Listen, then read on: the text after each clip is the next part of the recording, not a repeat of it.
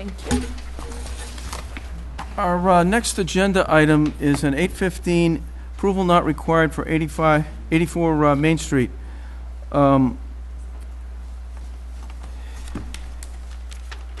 Before I turn this over to Mr. Jenks for a comment, we have quite a few town officials here and neighbors, but the planning board is always honored to have Mr. DePina here. Good evening, sir. Good evening. Miss- You honoring me. You're giving me a jab sometimes. No, it's true. Welcome, sir. Mr. Jenks. Mr. Chairman, just for purposes of disclosure, I would like to report that a large number of years ago I represented a landowner in Northborough to whom Mr. Moss made a proposal to purchase fairly large acreage. We negotiated, that is, Mr. Moss and I negotiated a contract which was later signed, but there was some intervening circumstances under which the deal fell apart. I absolutely feel there's no conflict, but I want to give Mr. Moss the opportunity of asking me to recuse myself if he feels that's an issue. Absolutely not. It's been 10 years, I think. Thank you.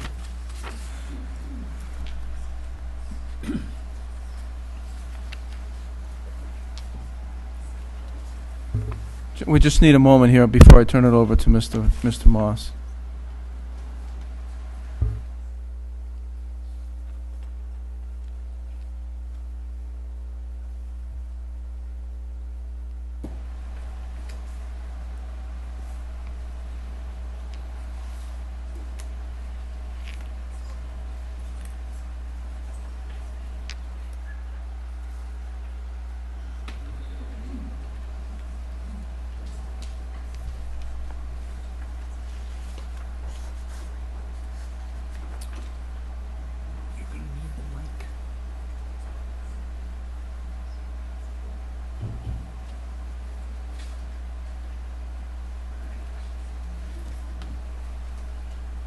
So are we in recess for a minute? Or? No, it's only, the town planner has to get one piece of information. She said it will only take a minute. So, we'll be right back.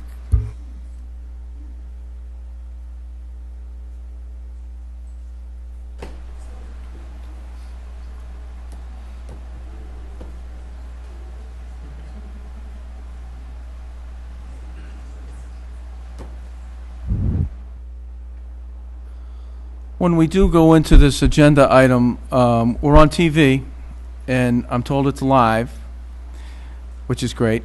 And so anyone that wants to speak, you have to speak to the microphone. I think we only have one on the floor. Is that right, Terry? Just one mic? Mr. Moss has one. Two. Where's the other one? Oh, right in front of me. So, if you start to speak and you're not speaking into the microphone, we're going to ask you to start over. And to identify themselves. And to identify themselves when they speak. And make sure that you identify yourselves when you speak. We'll get through it. So, again, this agenda item is 84 Main Street, approval not required. I'm going to turn it over to the town planner to give us an update on how we got to this point, and then at some point beyond that, we will turn it over to Mr. Moss, who will give us more information. Jenny. Last week, the Planning Department received a request for an A&R for 84 Main Street. This is a proposal to create 4 A&R lots, which means they have frontage on an existing road. So the proper frontage, the area, the reason it's not a subdivision is because they're not proposing to create a new road. So the board, tonight it's before the board to create 4 lots, and I have reviewed this plan, and I believe the applicant will go over the details with you. So tell us when the board received the plan. We received it, I believe the date was last Wednesday. That's what I just left to look at the stamp date, but I believe it was last Wednesday. Which was the We, ninth. and we have, the planning board has 21 days to act on this plan. And if the planning board fails to act on the plan, what happens? It's constructively approved. That's why it's called an approval not required. Anything else from the board? Mr. Moss, good evening. Good evening. I'm Bob Moss, 15 Brickyard Lane in Westboro. As Jennifer just stated, I submitted a plan to subdivide 84 Main Street into 4 building lots, each meeting the current Southborough zoning regulations for that particular zoning section of town. I have a purchase and sale agreement to buy the property. I am closing on the property this Friday, so as of Friday at noontime, I'll own the property. My intention, well, I'll give you a little history. A couple of people, Mr. Morris and Jennifer, both got a little history from me last week when they did a site visit.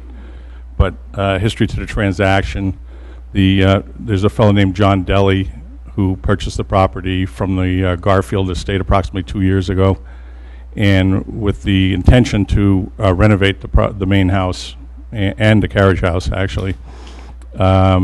He's a real estate developer, and he's an operator of 3 railroads in the Northeast, plus the entertainment park, Edaville Railroad, and the new dinosaur park there, and now he's building Tommy the Train Land down there. So he's a very, very busy guy for a single kind of proprietor type of guy. And him and his wife were excited about renovating the house when they purchased it. They did a little bit of light demolition, pulled apart some walls inside to kind of see what they were up against. And at the same time, their main business is down at Edaville Railroad in Carver, Massachusetts. So they have elected, they have a beautiful home, very similar to this one, fully restored on a lake 1 mile from near Edaville Railroad. And they finally, they did have a home up here in Sudbury, which they sold. And he's liquidating some other properties he owns in Marlborough, but basically their whole operation and their family are all going to work at the railroad, is down in the Carver area. And they felt that commuting back and forth needlessly just to get up to Southborough when they had no other interest in the area would just take an hour and 15 minutes of their life, twice a day, every day of their life. So that was the main reason that they've elected to sell the property. I think John Deli's wife really feels bad about it. She was excited about renovating it, but at the same time, she did not want to commute back and forth, and either did John. So John Deli called me and asked if I would be interested in purchasing a property. I had previously had several discussions with him on the property. And I said, we worked out an agreement and put in a purchase and sale agreement maybe 2 months ago. So, and that calls for closing this Friday. I've gone through the house. I have no interest in renovating that house. It's a beautiful house on the outside. Inside, it needs, John estimated $1.5 million worth of work.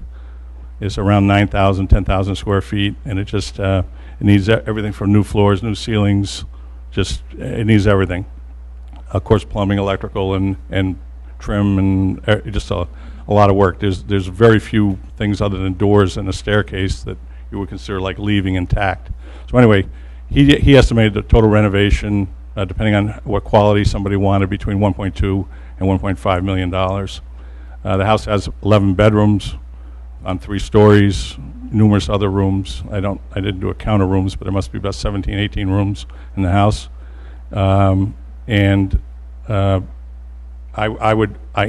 this is my own word for it, I would call it a white elephant.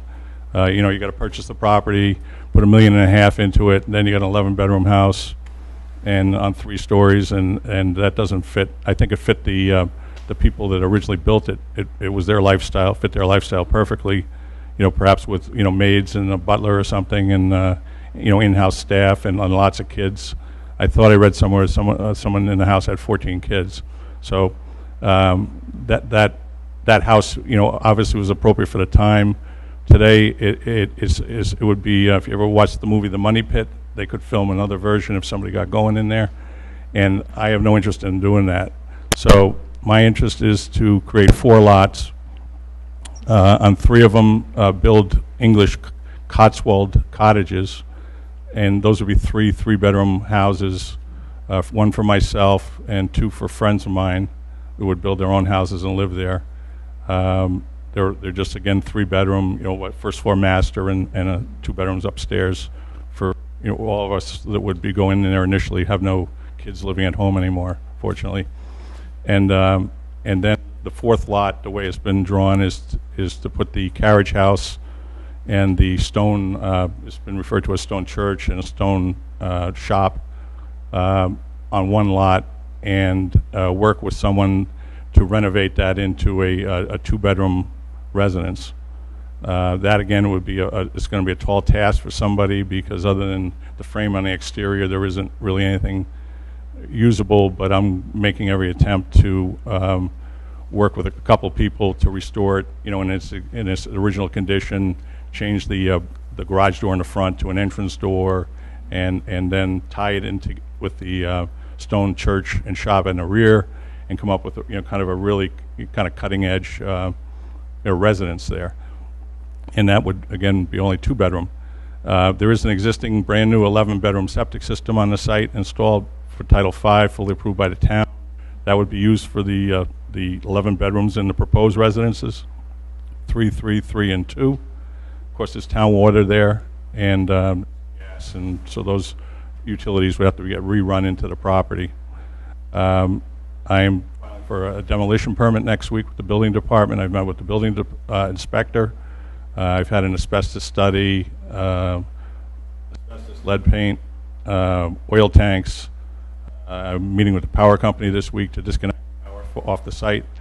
And so once I have the certificates, which I should have next week, I'll submit the application.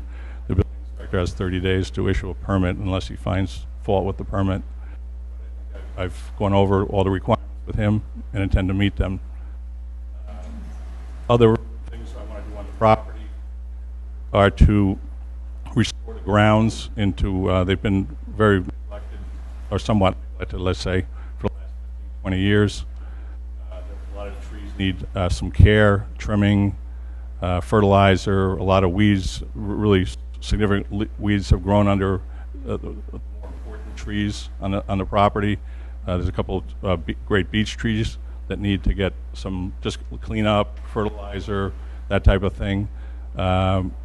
The alley coming in is the trees are in tough shape, but I would go into a fertilizer program to try to bring those back as much health as I possibly can. I have hired a tree horticultural expert in mature trees to assess all the trees on the property and how to try to nurture one back to better health. I will be filing with the Conservation Commission a notice of intent to clean up all the there's a lot of Japanese, is it not, what was it? You knew the name, I thought. Knotweed, along Parkerville Road. It's an invasive species and several other in there. So what I would do is file a notice of intent, because that's within the Stone Sleuthway, and clear all that out of there, and just leave it bark mulch, preserve all the significant trees that are still there, and get rid of all the invasives, so that you then would have a vista of the property from Parkerville Road looking up into the property. Right now it's just an overgrown, kind of ratty looking hedge situation there. So I'll file that with a notice of intent. That's independent of any house construction. That would be a site, beautification, eradication of invasive species thing with the Conservation Commission. I spoke to a little bit, at least to Beth, and and we'll have to have all the members take a site walk, and I'll go over it with them. But I think generally that they're always a proponent of cleaning up invasive species, and I think that would be good for all the residents when they pass the property. You could look up in the property, have all the trees cleaned up, and in good shape. Additionally, we're filing with the state. There's a plan drafted, and there's been meetings with the state to clear up the invasive species along the aqueduct there, or aqueducts and/or reservoir referred to there, just to get all the invasives along the bank there that have all mixed in. So they've done that in other sections of the aqueduct or reservoir. So there's an active plan from Oxbow Associates that will get filed in the next week or two with the state for that cleanup. And again, those two projects are beautification projects, get rid of invasive species, but are not tied in. They're not contingent on building any homes there. The other thing with the property is I would, before any demolition was done, I would give the town and anyone else who's interested, historical commission or anything, free access to everything that's on the property, within the house. Anything that they wanted was fireplaces, doors, or doorknobs, whatever. I would give them free of charge the rights to anything within the house if they had a suitable place they wanted to keep them. Then I would have a restoration type company come in, do a couple already, to remove the slate off the roof and things like doors and stair parts and things like that. So there are some companies, I'm not trying to make money on it, I'm trying to get them reused, try to reuse the better components left in the house. Lastly, my plan is these cottages are all stone and stucco, like the English cottages. So we will strip down all the stone facade on the house and reuse that on the 3 cottages. The chimneys, the exteriors, so that there's a mix of, when you're up close, there's some gray, a lot of half gray stone and half brown stone, depending on where you're looking. So that would be reused in different parts of the cottages, on both, patios and terraces, chimneys, and stone facades, both on the front and the sides. So I will try to reuse everything that's possibly usable, not trying to gain a profit from anything from the house. I would give first access and reasonable time to the town for anything that they would like out of it. And then I'm working with someone, although it's not an easy task to find someone to step up to renovate the carriage house. But I was in Charleston last fall, and the nicest houses in Charleston weren't all the main houses in the historic district. They were actually the carriage houses that were restored behind them. And those were the kind of the neatest properties, the least I felt down there. And this could be a very similar thing, and then tie that into the stone shop, slant church, and on the paddocks out back, make a patio or something. And right now there is the Conservation Commission has issued a notice of negative determination, which is kind of a odd way they issue those things, to fully remove all the vegetation around the carriage house and the church. So every drop of vegetation can get removed from there, and that's kind of like we'll open it up and everybody can kind of see what we're up against, in restoring the thing. There is like two mature trees in the back that are going to be saved, but other than that, it's all just overgrown weeds and invasive plants. So I realize that there's a lot of history in that house. I've read about all the history. My thoughts, I'm not here as a developer, I'm here with 2 friends of mine that want to build our houses there. And at the same time, we'd like to preserve the carriage house and certainly a stone church, and restore the grounds perhaps, to where they might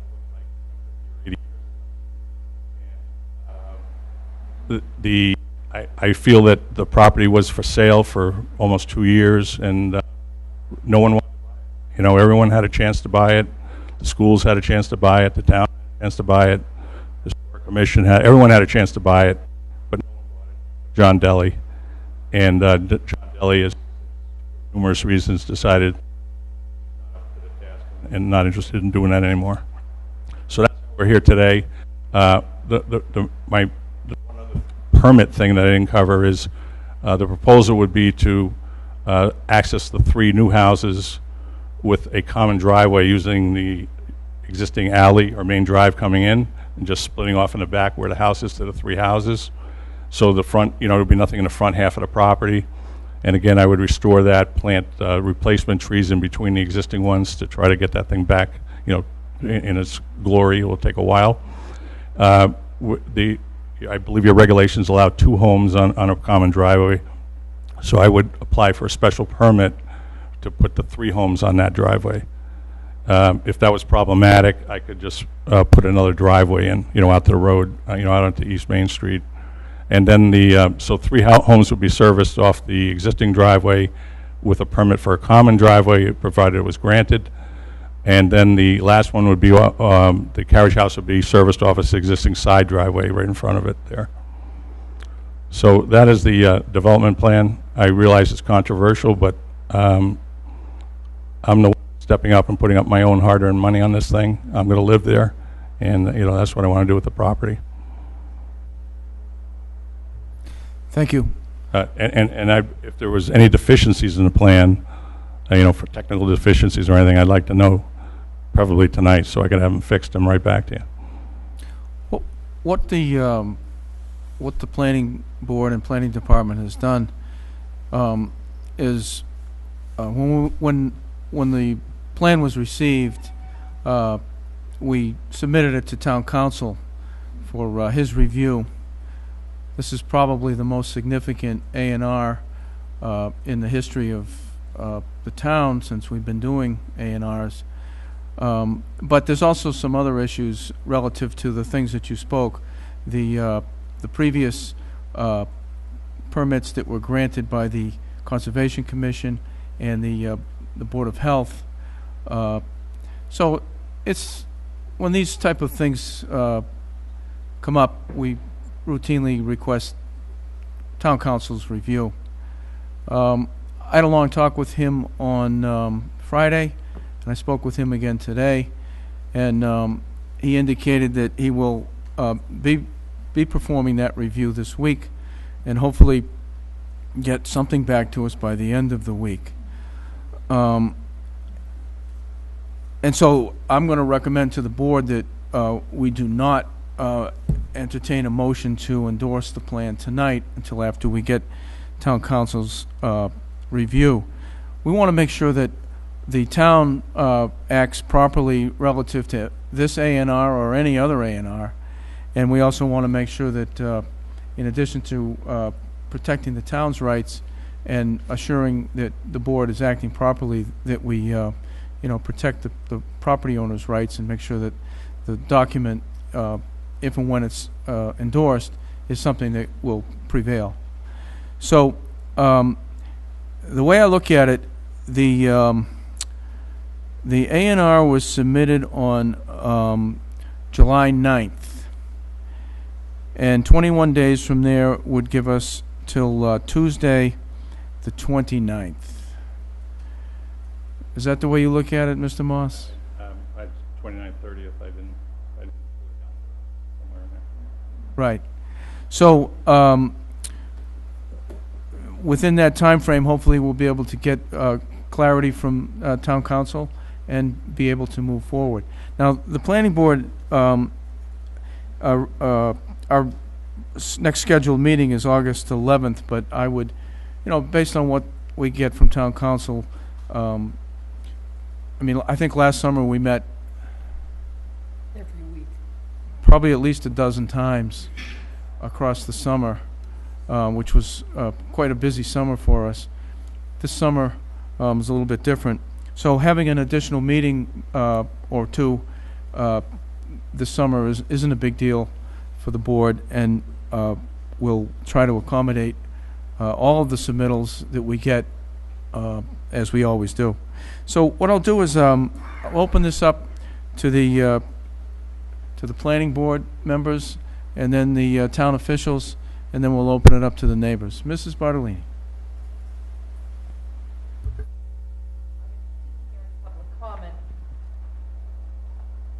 I'm interested in hearing public comment, but I'm also even more interested in hearing what town council has to say, because as I see it, this probably does meet the requirement for an A&R.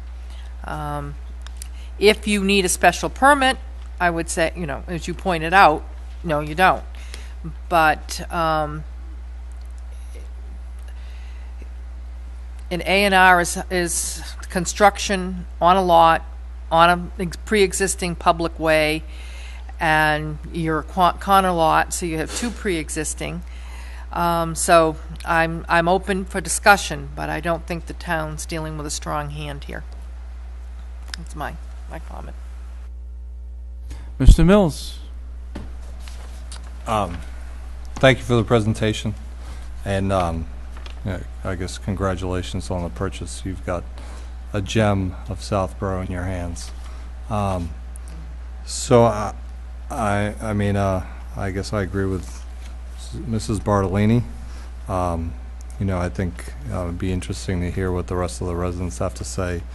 I just hope that, I think that there's a... Andrew, they're asking you to speak a little louder. You can't hear me? There you go. I think, that house has been around a long time and very visible in the town, so I think you can understand what has brought a lot of people out in the middle of July, where normally we don't see many people here. So we'll get more time to talk about it later, so I'll pass it along. Mr. Jenks?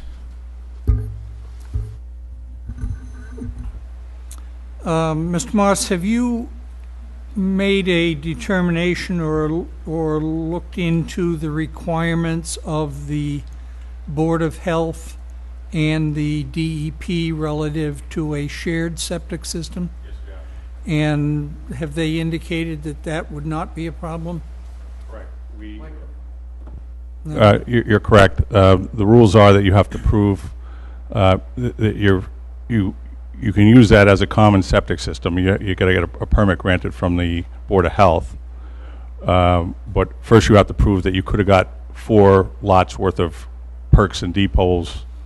So we actually have enough percolation tests to meet that criteria right now done on the property. And if need be, we could go out this week and do more. So the Board of Health, I'm familiar with one property they approved about a year and a half ago up on Deerfoot Road. I was involved in, and so what they require those perk tests. So this week we should have the perk tests with Paul at the Board of Health, and if need be, we could go up that this week and do additional perk tests. But you really only need there's already a set of perk tests for the existing system, so you really only need 3 more perk tests on the whole property, and we believe we already have about 7 on the property, already witnessed by the Board of Health, let alone the ability to do any more if they want any more.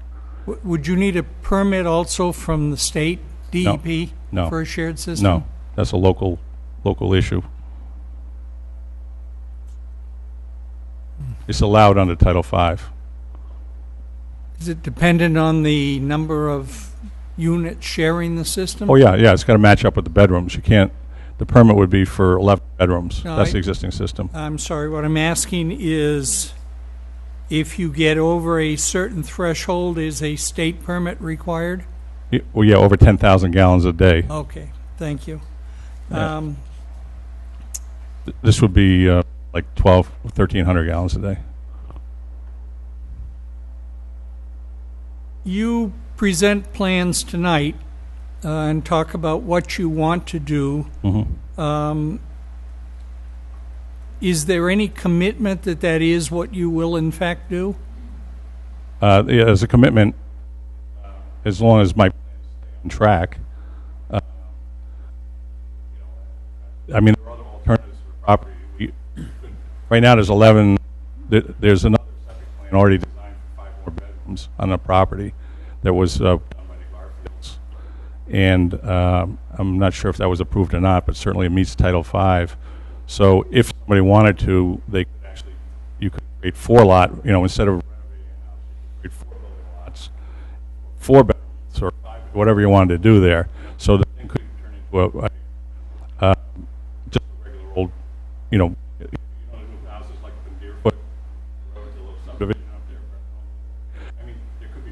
roads there. That's not what I was, I'm not buying the property as a developer. Even though I'm a developer, I bought this as a beautiful piece of property to live on the rest of my life. So, and I really like the whole cottage concept, because they're one floor with just roofs, and there's dormers, and, you know, there's interesting chimneys and all kinds of architectural features. And I thought that would look very nice on that piece of property. Unfortunately, the economics are such that I can't buy the property. I'm paying $1.5 million for it. And I can't buy that and justify, I can't build my own little cottage on it and justify that expense. That's really the thing.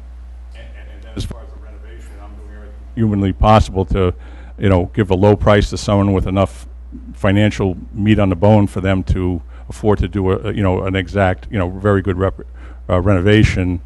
I personally, there'll be a homeowners association there, so the house, carriage house, would just have an exclusive area, perhaps like 20 or 30 feet around each house, and that would be maybe a quarter acre each, and then the other 5 acres would be open space. You know, deeded open space for the 4 homeowners there, and then we'd share the cost of maintaining the grounds. So the people that want to move there to enjoy the grounds, but no one will have the exclusive right to the grounds. They'll all be legally bound with a homeowners association and a recorded plan and an exclusive use area with lots.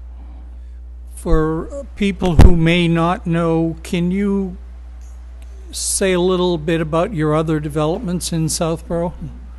What you've been involved in? Well, the only one Excuse me, can you make sure your mic is properly plugged in, or? Can you hear me? Come here. Okay. Sorry, I'm talking the wrong way. Okay.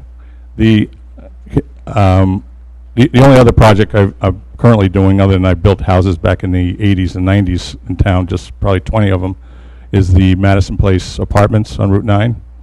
So I own that property, and I'm the developer of that property. I think you also said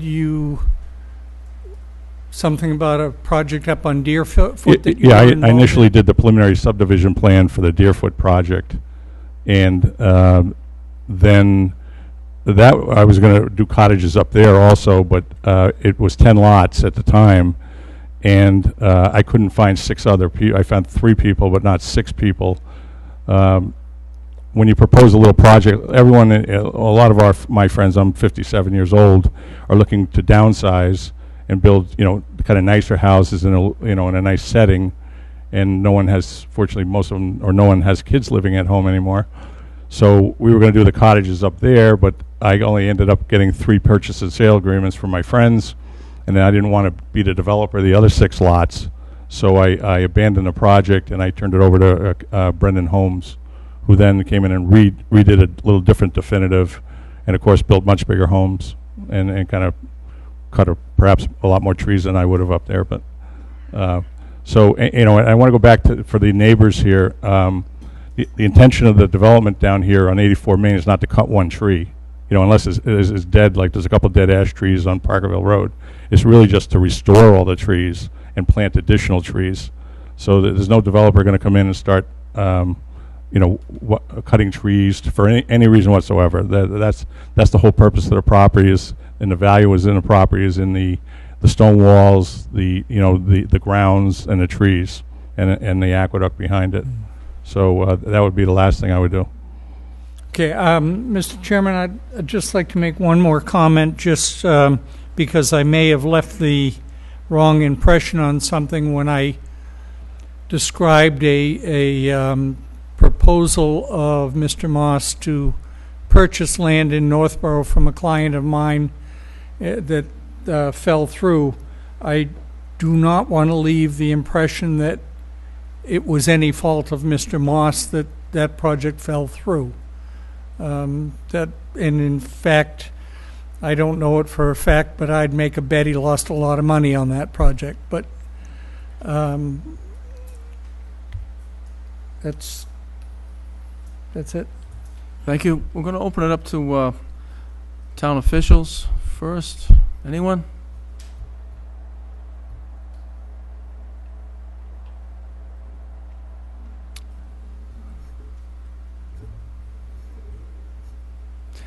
Anyone else?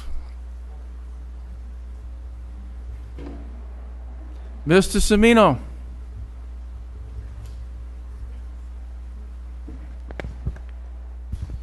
Paul Semino, Board of Selectmen.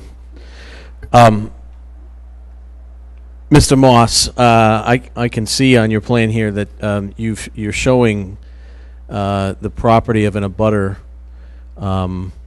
at, I believe it's 9, if I can read that far, 9 Parkerville Road. And if I'm seeing correctly, there is what looks like a septic easement over what would be lot number 1 under this plan.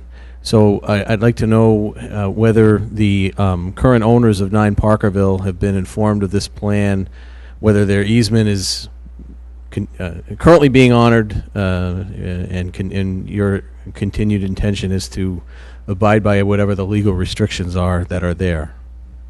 I'm very aware of that easement, and that will be, legally it has to be honored. It can't, the land can't be touched within that area, and I can't impact it any negative way.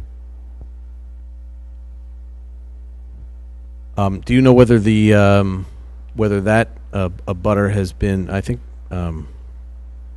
Burton is the name I can see from here, whether that abutter has been notified of this plan or otherwise been? There's been no abutters notified of this plan.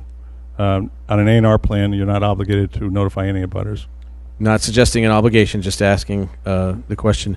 Do you know whether Mr. Deli made any attempt to market this property today, as opposed to, well, he was the buyer 2 years ago. What attempt, if any, was made by him to market this, openly, as opposed to directly to you? I can't speak for Mr. Deli, other than he told me I was the first person he called.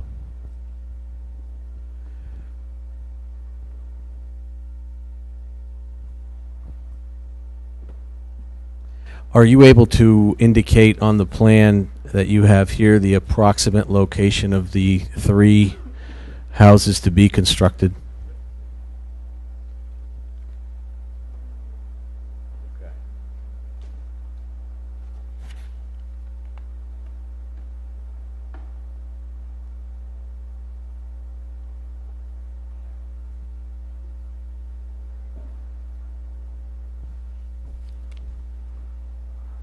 Thank you. I guess I'll end with a question I didn't have coming into the room. How good are your friends?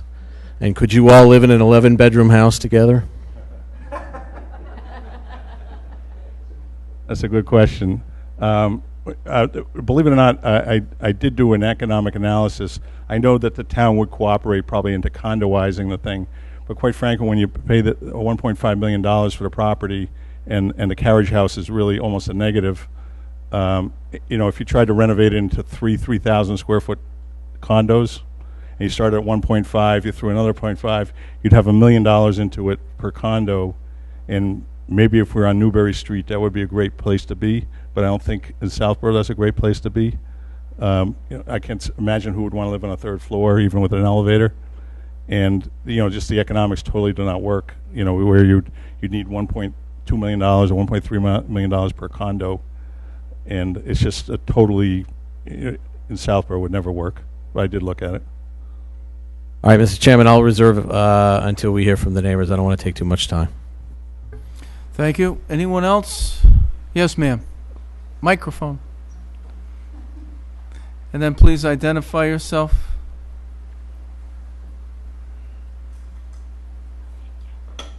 I'm Kate Albin. I live at 9 Parkerville Road, and my husband, Michael Burton, and Paul had just referenced us. Mr.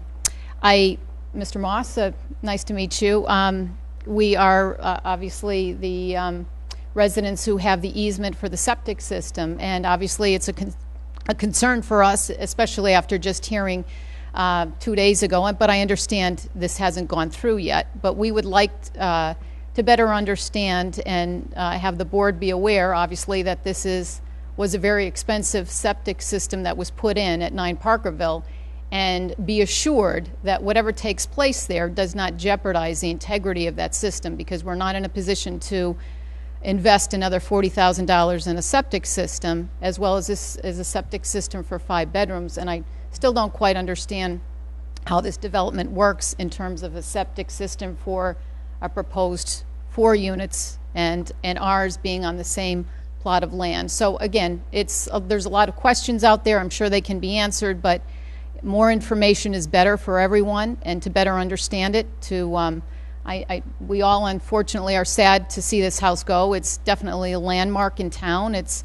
There's not too many landmarks left in a house of this significance, but it definitely is a white elephant, and we certainly can appreciate the cost of what would go into something like this. So I understand as a developer and as a buyer that what you're faced with, but we would appreciate the town as well as Mr. Moss informing us throughout the process, and certainly not impede the integrity of our system. That's all. Thank you. Anyone that has questions about the process should contact the town planner, Jennifer here. Yes, sir. My name is Russell Horn. I'm with the Southborough Historical Society. I guess my question is, I know that the house there is grandfathered by the MWRA. What about new construction? Has there been anybody looked into that? How close can you build to that reservoir? That's drinking water supply.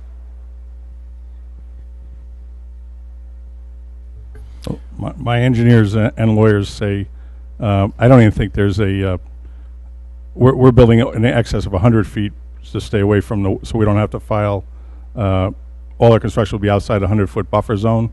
We've had all the wetlands flagged along the reservoir, and that eliminates the requirement to file with the Conservation Commission for these homes. However, I thought an engineer, and I can't vouch for this, and you check it, but the engineer told me there is no setback per se. For houses, there's setbacks for septic systems. As you know, I was trying to get the Nichols House to build for as a museum, and the MWRA doesn't want any houses near their water supply, so I would check with them before anything is done on that, as far as that goes. Okay, thank you. Mr. DePina. Napoleon DePina, 20 Clifford Road, Southborough. I have 2 questions. We have a drainage problem right there on Route 30 that the town is now in the process of widening the road.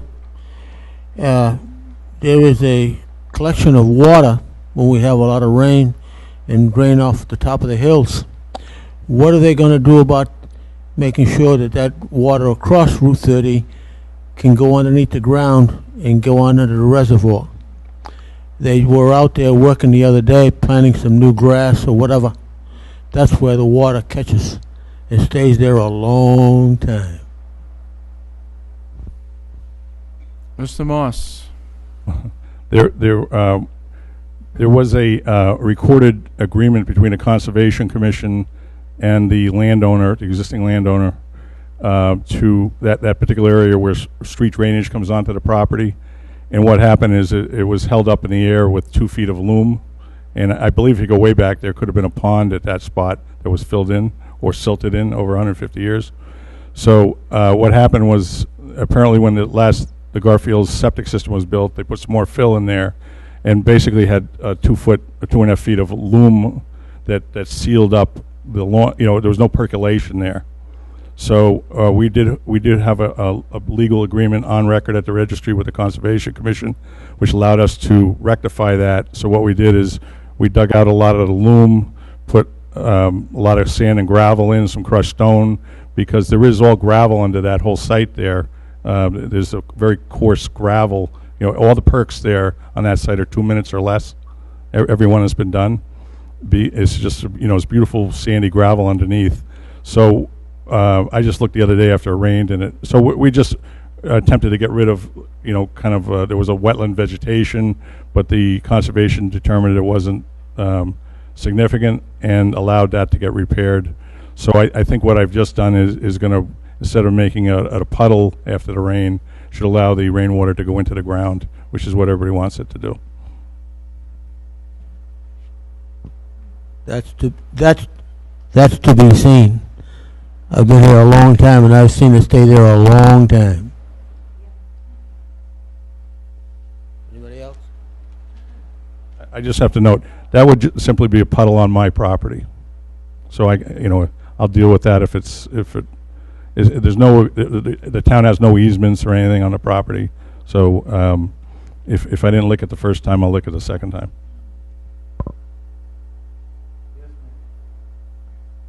Yes, Hi, ma'am. It's on. Donna McDaniel, 54 William Unthank Lane. I have a couple of observations and I have a question. First of all, the thing that comes to mind right away is that we don't have a demolition delay bylaw. Notice the word delay, because even if we had, as much as we'd like to think that we could have stopped this, it delays the demolition of a historic property for, I don't remember how long, a couple of months or something. But if nobody comes forward to buy it, if the town doesn't buy it, if something doesn't happen, then the same thing would happen. So as sad as that is, I think that we can't kind of say, well, gee, if we'd only had a bylaw, it wouldn't have happened. We didn't have a bylaw. I don't remember how long ago it was that somebody proposed it, but it was probably 20 years or something like that. 10? Oh, okay. And it was the Historic Commission, was it, that proposed it? Yes, it did fail. And the reason it failed was because I think we were overconfident this was such a good idea that, of course, it would be accepted. And somebody got up and totally distorted things, saying there are 500 houses in town that would be stopped by this, and we'd be at hearings all the time. And it was totally off the wall, but I think that it wasn't expected, and so it just kind of went down the tubes fast. So I would hope that this would be, having said all that this would be an occasion for people to consider doing a demolition bylaw, even if it only gives us a few months. And I think that, we have a lot of people talking about Main Street and they want to preserve our property.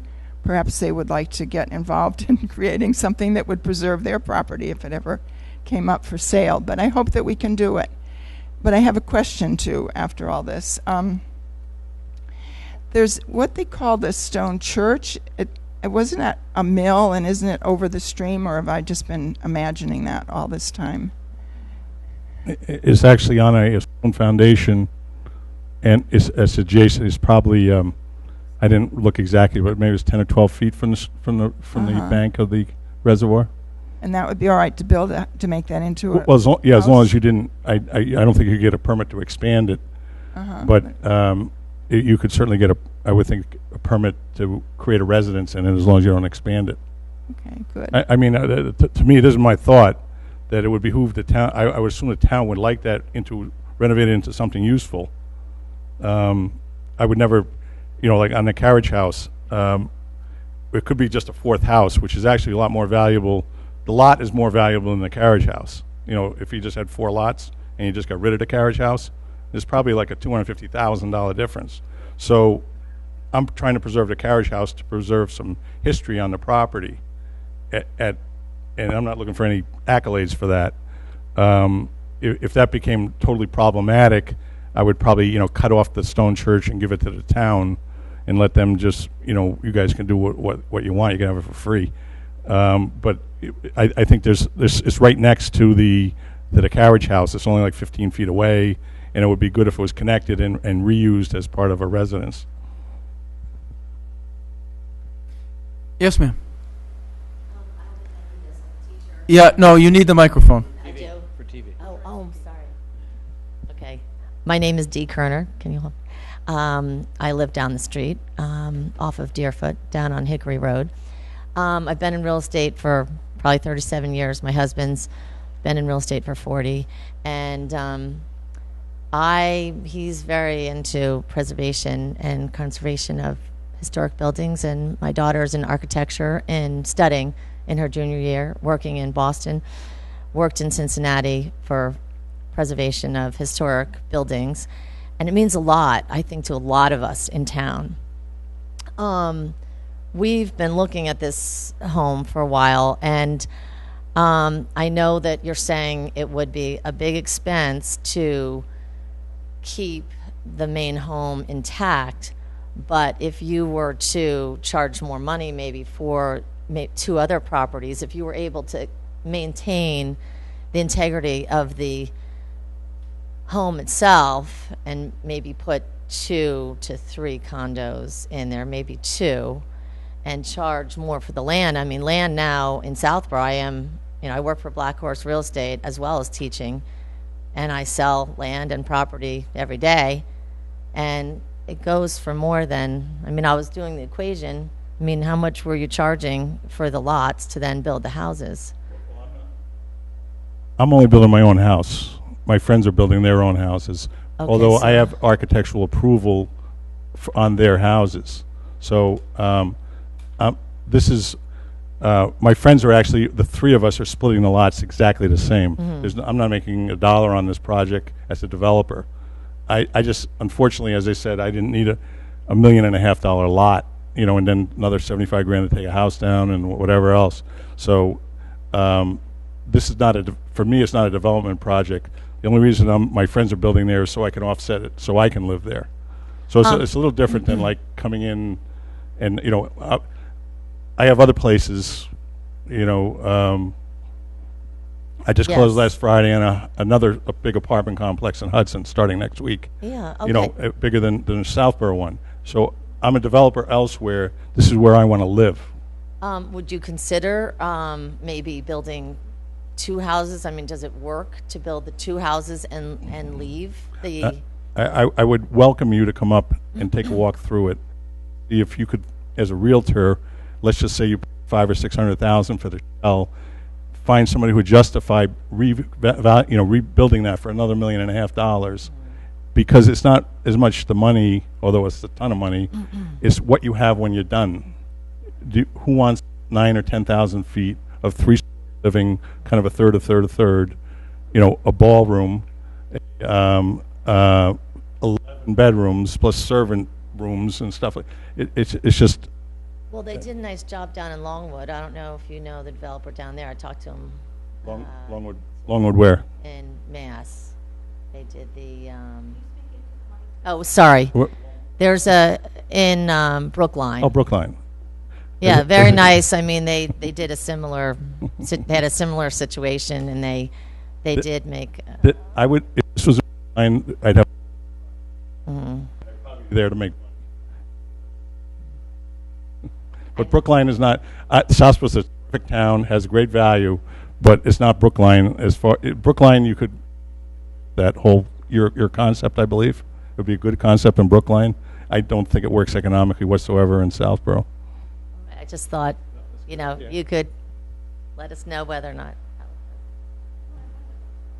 Oh. Anyone else? You're on. Hello, I'm Kate Mattison, as a lot of you here know, and I'm Vice Chair on the Historical Commission. I'm just here for informational purposes. I brought some of the history, particularly for Mr. Moss. He obviously knows a lot about it already, and I want to thank him because he's, going to allow the Historical Commission to come in and look at it. So I appreciate that, and I also appreciate the fact that he's keeping all the trees, because Mr. Burnett was a very active member of the Horticultural Society. So that's really important too, I think. So anyway, I have this, it's really a form from the Southborough Historic Resources Survey that was done in 2000. And there's a lot of history in this document that I think everybody would find interesting. And unfortunately, I know I brought 4 copies tonight, but anyone, I'll leave my card. I can email it to them. It's also in the library. It's a little hard to find. If you go into the library, you'll have to ask the librarians because they've got it tucked away at the moment. But anyway, I just wanted to point that out because, as everybody said, this is an incredibly significant property. It's probably the most significant property. Mr. Burnett was the biggest employer in town. He started Fay School, he started St. Mark's, he was the owner of Deerfoot Farms, which was the biggest employer in the 19th century in this town. So anyway, I just think it's, good information for everybody to have. Okay, thank you. That document that you have 4 copies of will be posted on the planning board website tomorrow. Right, because I emailed you a copy. Right. Great. And as I Right. say, I can, so you don't need anything more than that. Mrs. Bartolini. I have a question for the speaker. Sure. You mentioned that we had this architectural historic resource survey done back in 2000. Right. Was anything and I read the material. Right. Given the significance of the property and your comment that you felt it was the most important of all of those that were surveyed, what, if anything, happened from 2000 on to try to get that onto the state's register? I'm actually talking to MHC about that. I'm not quite sure. I'm assuming that Mr. Moss would, or whoever the owner is, would, have to be involved in it. But I'm back not in sure 2000, neither Mr. Moss or John Deli Piscoli was the owner. Was there probably is indicated on the form for the state, and I think, doesn't the state wait for the local historic commission to then follow up on the survey and do what's necessary to get it on the state register? Yes, that's true. And we didn't, but, it's not an easy thing to do. We have done it with the South Union School, because that is a historic property, but it was owned by the town, and therefore we actually renovated it. And Right, and that was done it is before on the the 2000. register. Sorry? That was done before the 2000 survey? No, that was It done was in outcome of that? 2010. That was done in 2010. We're about to put a plaque on the building to show that it is on the National Register. There's one other house in Southborough on the National Register. There hasn't been a huge push to do it. I mean, you really, that's all I can say. I mean, it's a 2-year process.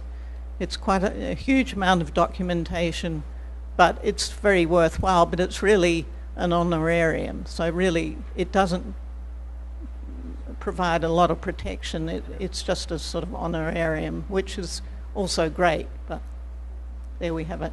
But if anybody wanted to at some point do that with the house, the Historical Commission would be very happy to help, but generally you get a preservation planner to do that work, or preservation consultant, because it's, costs quite a bit. I used to be involved with it with historic investment tax credits. And that's getting something them different. But you need to be on the register to qualify. So That's right. So that we did get you properties don't on. actually, you just need to start. I mean, I also work in that area, adaptive reuse, and you don't actually, as long as you apply for it and you get MHC to say yes, you will get it. Yep. That's all you need to do to get those tax credits, but also on the state register, yes, definitely. Right. And that could be done if whoever is willing. But I'm not sure this is what Mr. Moss has in mind. I don't think it's going to be there long enough to work. Yeah. No. Okay. Who's next? Just Yes, wondered. ma'am.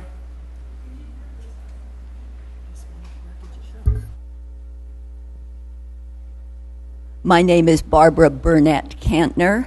I live in Temple, New Hampshire, which is about an hour and a half from here, and I'm the current president of the proprietors of the Burnett Burial Park. So we're the family group that manages the little burial park, which I'm sure you all know, behind the Episcopal Church. 2 years ago, or a year and a half ago, we were in touch with the Garfield family as a family. We had met Mrs. Garfield, who of course lived for many, many years in the house that my great-grandfather built, the stone house that we're talking about tonight. And our family and the Garfields, of course, were very concerned about what was going to happen to this magnificent but, yes, somewhat crumbling but wonderful old house when she passed. We were well aware that the Garfields, it took them some time to sell the house. And during that period, we Burnetts did quite a bit of work talking to each other, seeing if we could arrange for some kind of a purchase of the property to bring it back into our family. I talked, and others of us talked to various people at both St. Mark's and the Fay School at that time, made some inquiries around town because we so very much wanted it to at least be preserved, because even though none of us at this point live in Southborough, we come here every 2 years. We feel very close, warm connections to this town in terms of the burial park and the schools. Many of our people, I think, have gone to St. Mark's. We have some board members of St. Mark's in the family still. So we have, though none of you have probably seen my face ever, I feel very connected to St. Mark's, to Southborough as a whole. When the house was sold by the Garfields to Mr. Deli Priscoli, I'm not sure of his name, and I never met him, we actually were scared, but at the same time we were quite thrilled that, because we understood that they were going to restore the house, or at least renovate it, if not make an accurate historical restoration, at least that they would live in it as a single family, and that they would love and be part of the town of Southborough and enjoy that house that was, originally my family's house. When I heard today, and I only heard it today, what was going to happen here, I have to say I felt like I'd been punched in the middle. I called my sister, who has also been very much part of this whole interest here, and we were just so shocked, frankly, that we couldn't even speak. I made some phone calls. I found out through Jennifer about the meeting this evening, and thankfully I have a husband who's a good night driver. We came down here this evening so that I could be at this meeting, so that I could speak. I was also astonished, frankly, because my little bitsy town in New Hampshire has very strong historical development, historic preservation laws, has a historic district and so on, and I was astonished that Southborough doesn't seem to have this, which is the reason, of course, that this stone mansion can be torn down. So I hope, however this Mr. Moss's project goes forward, however it happens, I hope that you all from the town of Southborough will please put something into place to preserve the historic character of this wonderful town. I don't think I have any questions for you, Mr. Moss. I have to feel a little bit that, I hope you do stay and enjoy this property, which of course isn't mine anymore, but I feel very connected to it. I've walked on it a number of times, have been in the house, have looked at all the details, have thought, my goodness, absolutely astonishing. Nobody would live like that, you're right, anymore, except that, as our historian indicated, I just wish that you could find a way to preserve this wonderful landmark that is here in Southborough already, that you would, in some sense, honor the spirit of what's in that house, find a way to redo it for modern times, preserving what's beautiful, because there's very much that's beautiful in it. So it breaks my heart that it's going to go. It really does. And it's not a question, I just wanted to say that here. I'm feel bad. You know, I sympathize with you, and I understand everything you said. And you said it very nicely. I'll be a great steward of the grounds and the trees. You know, I can guarantee you that. Well, that's wonderful, because as perhaps you know, if you've been to the Burnett Burial Park, we spend a great deal of money every year to preserve those trees in there also.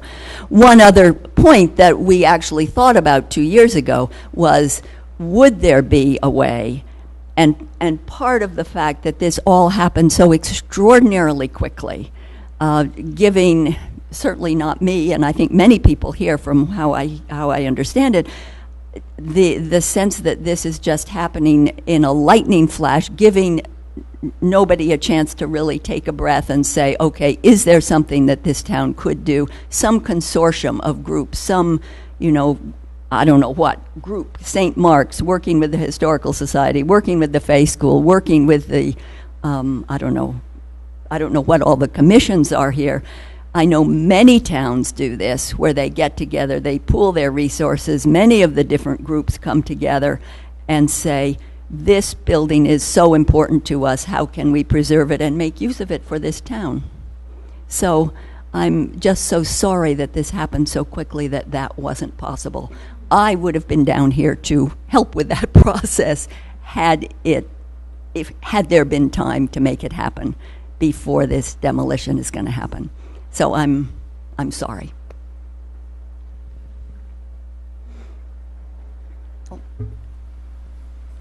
My name is Bruce Cantner, also from Temple, New Hampshire. I've been coming to this town for 45 years, quite often. I know some of it quite well. A lot I don't know. I've been in town government. I've been a selectman, planning board member, and conservation commission member. I've worked with developers, and I must say, sadly, I've worked against developers, both. And I have to say, just what my wife spoke, echo her, that this was a very, very quick thing. Far as I understand, we were down here 2 years ago touring that house with the Garfields, walked all through it. I'm also a contractor. I have a completely different estimate than Mr. Moss does on refurbishing that house. On the other hand, I didn't do anywhere near the detail assessment, which I hope you did, Mr. Moss. I'd also like to say I've heard the word commitment mentioned here tonight. We understood when the Garfields sold that house, they told us they sold that house for $900,000, maybe a little bit less. I understand it's now $1.5 million. I heard Mr. Moss say his was the first offer. I don't know what's going on there, but to me it doesn't feel so good.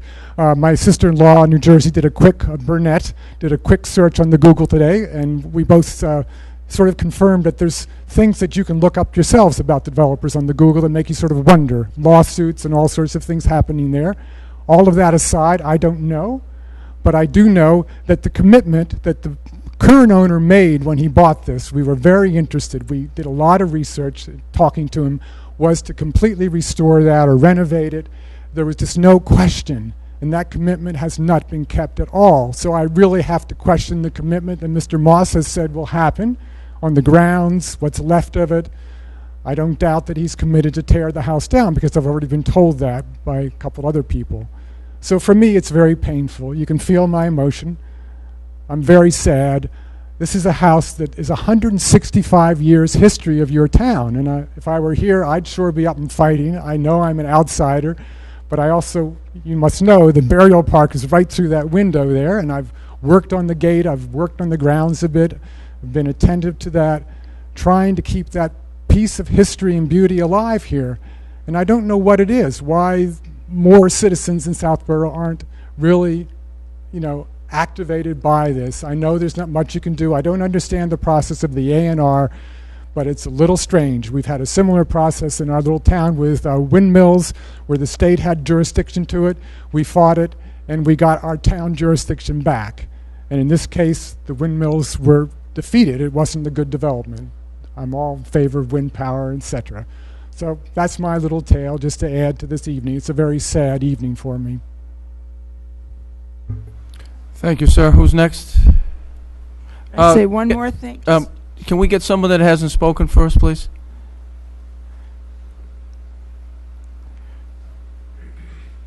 Thank you. Hi. Is this on?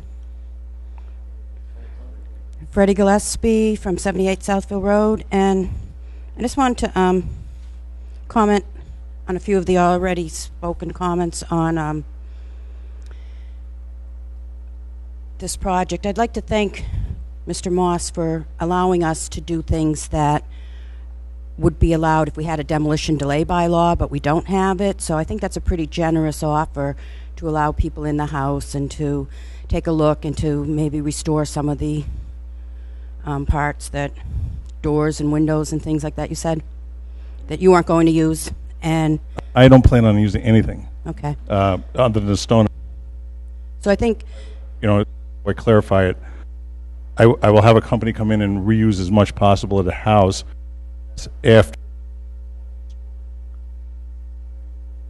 nominate to come over or welcome to have. so that is a pretty generous offer, because town meeting, you know, denied passing a demolition delay bylaw, and that's the type of things that that would allow. Just even to go, not even take things, but to go in and take pictures. I'd like to point out that when you mentioned open space, I'd just like to be clear, because some people don't understand how an A&R is different than subdivisions. There's no requirement for open space on this parcel, and it has nothing to do with a town bylaw. It's just your term for how the land will be used by the private property owners. So just in case anyone's listening or watching this, to be clear on that. And the other thing is that since this sale came public last week, I think, I've heard a lot of ideas of how the town could have used this property and different things we could have done with it and why we should save it. And I hope this could be a point for us to look around town and see where else there are properties or buildings that we'd like to preserve, so that we can be proactive. Because the time to have done something on this property was over 2 years ago, when it was for sale, and the town could have stepped in then if we had a plan and had thought about, you know, maybe using CPA funds or, you know, partnering with other people. So maybe this is a wake-up call to take a look around, come to the Community Preservation Committee's meetings to see, you know, let them know that if you have ideas of properties or land that should be preserved, because it's too bad to be reactive after the fact when there's really nothing we can do. You know, there's a property owner, he has property rights. As long as he meets the zoning code, there's really not much you can force someone to give up when they own something. So I would suggest this could be a time to sort of wake up and look around to see how we could be proactive on other parcels. So in 2 years, we're not kicking ourselves, oh, if only we'd saved this back then. Anyone else that hasn't? Yes, ma'am. I don't really have a whole lot to say. Deborah Costine, Wood Street. I just want to also mainly, I think, speak to the Burnett descendants. I and everyone I've talked to in the last 2 days feels that this is unfathomably tragic for our town. And the disbelief is just beginning to settle in. Who would have, I would not have thought that it would have come to this, that that amazing house that everyone loves to see in this town and that everyone does value is now going to be destroyed, demolished. And it's something that in another 50 years, when there is perhaps another history of the town that is written, pictures of this house will be in that history, and people will scratch their heads saying, how could that have happened? How could a developer, even one who claims, as developers sometimes do, that they will live in this development, I've heard it before, that plan to live there, how could he or she have demolished, how could anyone demolish such an historic site, such a fabulous example of architecture that we rarely see outside of Newport or in some of the stately neighborhoods of Brookline. So I think we will just be continuing to hear this throughout the town, how tragic this is. Thank you. Anyone else? Yes, Donna.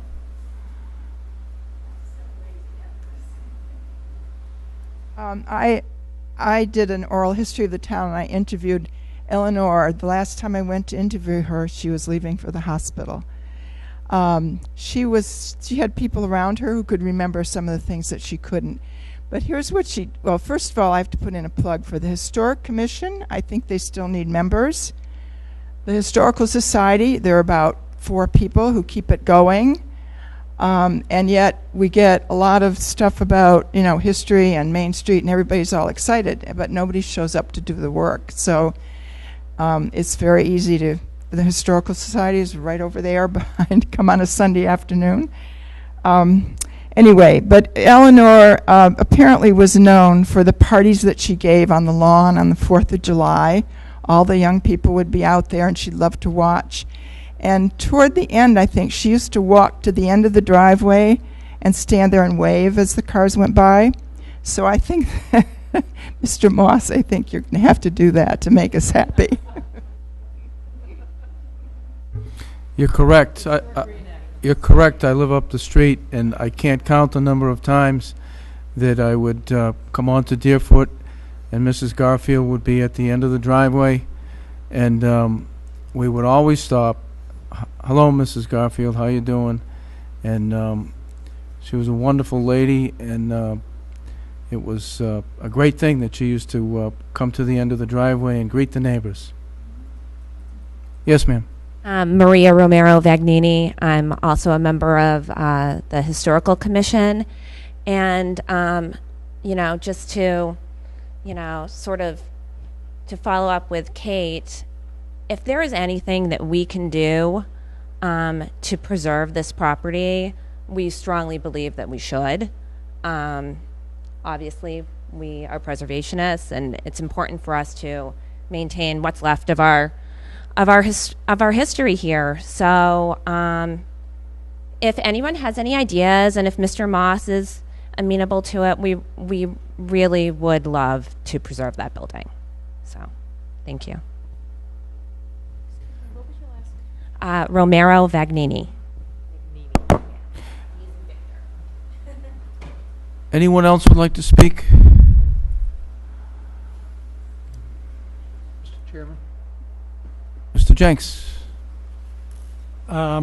Just for people that may not be familiar with the A&R process, this is not a Southborough invented procedure. This is state law. It's part of state zoning, and it's in every, I don't know about Boston, which tends to be different, but every other city and town. And it's a procedure that does not require a public hearing, which is why notices were not sent to abutters, why a hearing notice was not put in the paper, and why it seems to happen so quickly. And it's based on the theory that it's something that allows the owner of a property to do with his property things that are already allowed upon the showing that there is frontage on a public way, that he's got a ample sized lot and meets zoning and that type of thing. But it is not, it's not Southborough, it's state law. So just wanted to, those of you that were about to shoot the planning board because we didn't have public hearings and notices and everything, I thought I'd get in my 2 cents worth. Mr. Moss, one further question. Have you started work on this site? Just the that area that the gentleman talked about, the drainage issues, which was a permitted use on that. There's no other work on the site other than there was the garden that was removed and just loomed and seeded. So this, Mr. Deli has done partial demolition in the house. Probably about half of the interior walls have been pulled out. Okay. You know, and he had he had a partial demolition permit issued from the building inspector's office. And Limited demolition, I think they called it. how long have you been working on this? Probably 8 weeks. Since John Deli first called me. He called me, I signed a purchase and sale in about a week. Even less than that. That's it. Before that, it was not on my radar. Thank you. Mr. Mills. Just one point of clarification, Mr. Chairman. What was the date you were thinking of having a follow-up meeting? The only date I stated was July 29th. The board will receive a report from town council perhaps by the end of this week, at which time through the town planner we'll probably poll the board to see when we want to meet to go over that information. Again,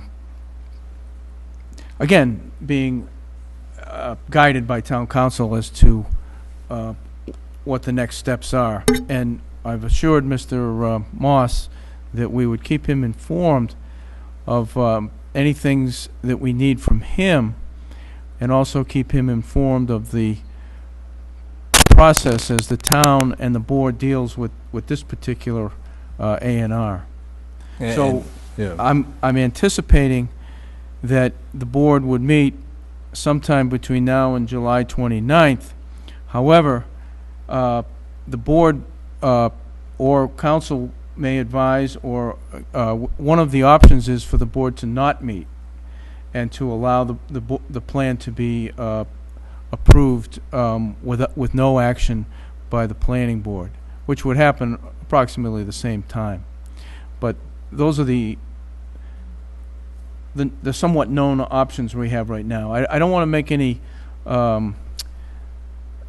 predictions as to when we'll meet again, because again, I've talked to town council, and he just basically informed me that he was working on this, and that he would try to have something to us, if not the finished report, at least something preliminary by the end of the week. But he has other things on his plate, and as was stated many times here today, that this came up all of a sudden, and town council has other things in the queue. Town planner did the right thing. As soon as she got it, she immediately requested a review, and I checked on that last week, and again today with town council. I don't think it's appropriate to say any more until we receive the advice from council. Yeah, I was asking because currently my work schedule calls for me to be out of town, but if I will do everything I can to rearrange things to be present if possible, for if we meet again. That's all. Just for the record, you only need 3 votes for an A&R.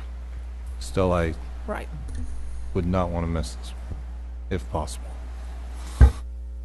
Mr. Jenks. And you thought I was through. I do want to make one recommendation to Mr. Moss, because I got a little confused tonight with your comments about the town or the historic commission or anybody who wants to take things from the house, and my recommendation is that you clarify and have a pecking order for that before you find you have a run on the house with every history buff and souvenir collector. And I'll put the procedure in writing.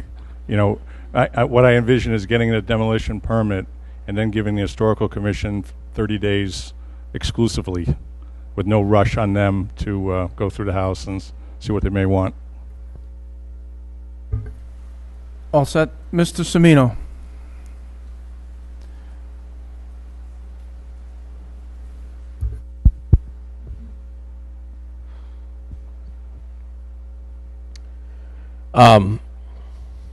something I learned tonight that I didn't really understand before we all gathered, and I know you'll correct me if I'm wrong, but what I heard tonight is you're not coming at this as a developer, this is where you want to live.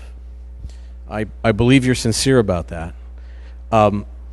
What I don't understand then is, at its simplest level, you want to live in a house in Southborough, and is there no other beautiful lot you could build a house on? Basically, Mr. Deli said, I have a house you could buy, and you said, yeah, well, but it's too big, so I'll buy it, but I'll take it down and I'll build something else.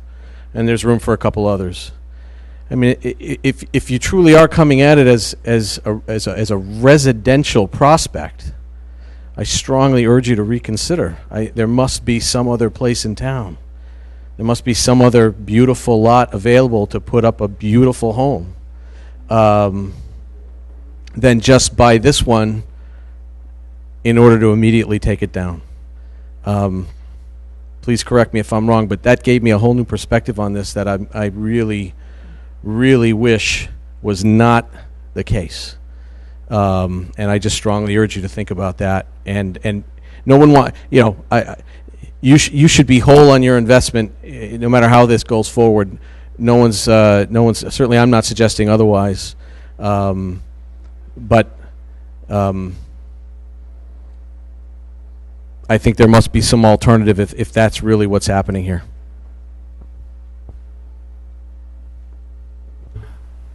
Kate?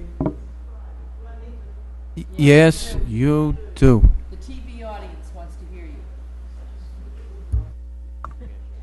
Okay, I just wanted to make one more comment in terms of the fact that I was advised that by town council, I believe, I was advised as a member of the Historical Commission to inform, which I was going to do anyway, but to inform Mass Historical Commission about what the situation here is. Just an informational letter letting them know about the proposed demolition, and I have crafted a letter, and that will be going out first thing in the morning to the Executive Director, Betsy Freeberg. Thank you. Anyone else? Yes, ma'am. And by the way, I'm going to use your example of driving here tonight on Mr. Mills so that he can, when we pick that the next time to meet, that he will make arrangements. So I'm not sure whom I'm addressing this to, but just that I would love to be informed if it's possible to be on the list of, if the demolition happens, if it happens, that maybe the Historical Society would put my name on your mailing list or something, so that I might know if there's any little bit of this house that could come back to the family. We'd be very grateful. Again, feel free to directly contact the town planner. You have her number. Since this A&R was submitted, her phone has been ringing off the hook. My phone has been ringing off the hook, and it's certainly extremely high priority, high impact proposal for us, and we're committed to work this as hard as we can. I'm going to turn this back over to the town planner. As it was stated earlier, you may not have picked up on it, but last week the town planner and the administrative assistant went to the property and actually ran into Mr. Moss, who was gracious enough to give them information and also a tour. And then a day or two later, Mr. Moss called me and invited me to meet with him there, and I did. And again, he gave me information and a tour. So I'm going to turn this back over to the town planner, and she can relate to you a little bit of the discussion that she had with Mr. Moss relative to at least one item. I think a lot of the information has already been discussed tonight. I went to the site because I wanted to understand the buildings that are listed on the plan. I wanted to see them for myself, so I'm thankful to Mr. Moss for giving me a tour and talking about the property. I got to go inside, and during that time we talked about some different options. I told him how precious this property is to the residents of Southborough, and was there any way that he would work with the town. We would do anything to work with them, a friendly 40B, increase density, do an overlay, anything that it would take. Again, you know, he's a developer, he's running numbers, and you know, it's not feasible, as he explained, to convert it into condos. There are creative ways that you can possibly find a developer that might be interested in preserving a building. There's ways you can do partnerships and possibly work with the Community Preservation Commission on or committee with CPA funds. You can, you know, I did alert the various groups just so that they're aware, Sudbury Valley Trustees, the SULF, Trustees of Reservation, Historical Commission, just making everyone aware so that if there is anything that could be done creatively to work on saving this as a partnership. You know, again, I believe St. Mark's and the Faith School did have the opportunity to purchase it, but I think at that time they weren't aware that there was a demo. Maybe that would be something different. Again, the developer has all the right to the property, but as Paul said, I think Paul made the strongest point tonight. If this property, if you could do this on another property in town, and make that possible and give the town a chance to look at alternatives of partnerships. I don't know if that's possible. That's all I wanted to say. Thank you. Is there anyone else who would like to speak? We've been going for over an hour and a half, and we'll keep going as long as there's questions or comments. Otherwise, we'll move on to the next item on the agenda. As we've seen and discussed here tonight, that things change. We thought something was going to happen there, and suddenly, as Mr. Moss says, 8 weeks ago, this was not on his radar, and now, since it's on his radar, things have changed from what we all thought was going to happen there. So, keeping in mind that things change, we can stay focused on this and perhaps work with Mr. Moss to make a change. If there's nothing else, we'll thank Mr. Moss and we'll move on to the next agenda item. Please keep in touch with the town planner. Please keep informed of the agenda item. This meeting will be posted. It has to be posted 48 hours? 48 hours in advance, and hopefully it'll be more than that, so that we can get the word out not only to Mr. Moss but the neighbors. But it's possible that it would be a short notice, and we will invite you to keep informed, spread the word, and keep your eye on the town website for the agenda item. And thanks to everyone for coming. Thank you all.